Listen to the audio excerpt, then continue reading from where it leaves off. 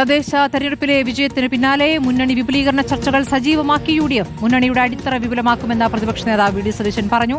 Jose K മാണിയെ മുസ്ലിം league UDFിലേക്ക് സ്വാഗതം ചെയ്തു. മുന്നണി പറഞ്ഞാൽ പാല വിട്ടുനൽകാമെന്ന മാണി സി കാപ്പനും പ്രതികരിച്ചു. എന്നാൽ ജോസ് കെ മാണിയെ മുന്നണിയിൽ എത്തിക്കുന്നതിന് തുടക്കത്തിലെ തടയിടുകയാണ് PJ ജോസഫ്. കേരള കോൺഗ്രസ് എമ്മിന്റെ പ്രസക്തി നഷ്ടമായെന്നും കോൺഗ്രസ് നേതാക്കളുടെ പ്രസ്താവനകളെ കാര്യമാക്കുന്നില്ല എന്നുമാണ് PJ ജോസഫിന്റെ പ്രതികരണം. UDFിന്റെ അടിത്തറ അടുത്ത തെരഞ്ഞെടുപ്പാകുമ്പോൾ ഒന്നുകൂടി വിപുലീകരിക്കും. UDF എന്ന് പറഞ്ഞാൽ കുറേ രാഷ്ട്രീയ പാർട്ടികളുടെ ഒരു മുന്നണി മാത്രമല്ല, അതിൻ്റെ അപ്പുറത്തുള്ള ഒരു വലിയ പൊളിറ്റിക്കൽ പ്ലാറ്റ്ഫോമാണ്. മുന്നണി രാഷ്ട്രീയത്തിന് പുതിയ മാനങ്ങൾ നൽകുന്ന ഒരു പുതിയ പൊളിറ്റിക്കൽ ബ്രോഡറായിട്ടുള്ള വളരെ വിപുലമായ ഒരു പൊളിറ്റിക്കൽ പ്ലാറ്റ്ഫോം കൂടിയായി UDF മാറുകയാണ്. കുറേ രാഷ്ട്രീയ പാർട്ടികളുടെ ഒരു മുന്നണിക്കപ്പുറത്തുള്ള ഒരുപാട് വിഭാഗം ജനങ്ങളെ എല്ലാം ഉൾക്കൊള്ളാൻ കഴിയുന്ന, നമ്മൾ പറയില്ല ഒപ്പീനിയൻ മേക്കേഴ്സ്, ഇപ്പോഴത്തെ വാക്ക് ഇൻഫ്ലുവൻസേഴ്സ് എന്നാണ്, അവരെല്ലാം ഉൾപ്പെടെയുള്ള ഒരു വലിയ വിശാലമായ ഒരു പൊളിറ്റിക്കൽ പ്ലാറ്റ്ഫോമാണ് UDF. അതിപ്പോൾ ഉള്ള നിലയിൽ നിന്ന് ഒരുപാട് അതിൻ്റെ അടിത്തറ വിപുലീകരിച്ച് കുറേ കൂടെ ശക്തമായി UDF ആയിരിക്കും നിയമസഭാ തെരഞ്ഞെടുപ്പിനെ നേരിടുന്നത്. തദ്ദേശ തെരഞ്ഞെടുപ്പ് ഫലം വളരെ വ്യക്തമാണ്. UDFന് നല്ല മേൽക്കൈ ലഭിച്ചിട്ടുണ്ട്. ഇത് വരാനിരിക്കുന്ന അസംബ്ലി തെരഞ്ഞെടുപ്പിലേക്കുള്ള ഒരു നല്ല ചൂണ്ടുപലകയാണ്.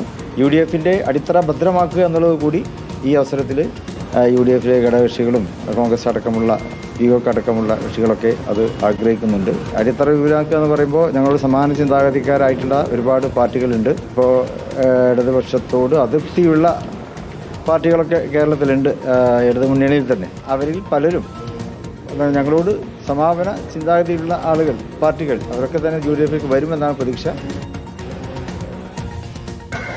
കോൺഗ്രസ് നേതാക്കൾ ഉൾപ്പെടെ പറയുന്നത് കേരള കോൺഗ്രസ് തിരിച്ചു വരണമെന്ന്, മുന്നണിയിലേക്ക് തിരിച്ചു വരണമെന്ന് അതവിടെ സീരിയസ് ആയിട്ട് പറഞ്ഞാൽ ഇടതുപക്ഷത്തേക്ക് അവർക്ക് പോയിട്ട് രക്ഷ കിട്ടിയില്ല എന്നാണ് തെരഞ്ഞെടുപ്പ് തെളിയിക്കുന്നത്. അത് അവർ പ്രതികരിക്കുന്നില്ല. അത് നിസ്സഹായത കൊണ്ടാണ് അവർക്ക് അവിടെ, കാരണം ഇടതുപക്ഷത്തെ ഒരു ഘടകകക്ഷിയാണ്. അവിടെ ഒരു പ്രസക്തി ആ ഒരു പശ്ചാത്തലത്തിലാണോ KPCC president KPCC president serious ആയിട്ട് പറയാറില്ല. നേതാക്കളുടെ വിവിധ പ്രതികരണങ്ങളാണ് കേട്ടത്. റോഷിബാൽ ഉണ്ട്. റോഷിബാൽ, ഇപ്പോൾ മുന്നണി വിപുലീകരിക്കുക എന്നുള്ളത് വളരെ നേരത്തെ തന്നെ പ്രതിപക്ഷ നേതാവ് പറഞ്ഞിട്ടുള്ളതാണ്. പക്ഷേ ഇപ്പോൾ തദ്ദേശ തിരഞ്ഞെടുപ്പിലെ ഗംഭീര വിജയം അതിനുള്ള ആത്മവിശ്വാസം നൽകുകയാണ്. ഇപ്പോൾ കേരള കോൺഗ്രസ് മാണി വിഭാഗത്തെ കൂടെ ചേർക്കണം എന്നുള്ളത് ലീഗിന് നേരത്തെ തന്നെയുള്ള ആഗ്രഹമാണ്. അത് തുറന്നു പറയുകയും ചെയ്തിരിക്കുന്നു തങ്ങൾ. അത്തരത്തിലുള്ള ചർച്ചകൾ അങ്ങോട്ട് മുന്നോട്ട് വെക്കുമോ കോൺഗ്രസ്, അതോ ജോസ് കെ മാണി ഇങ്ങോട്ട് വന്നാൽ ആലോചിക്കാം എന്നതാണോ നിലപാട്? സ്മൃതി, അങ്ങനെയാണ്. നേരത്തെ ജോസ് കെ മാണിയെ UDFിലേക്ക് എത്തിക്കാനുള്ള ശ്രമം ഉണ്ടായിരുന്നു. അത് പിന്നീട് തൽക്കാലത്തേക്ക് ഉപേക്ഷിച്ചതാണ്.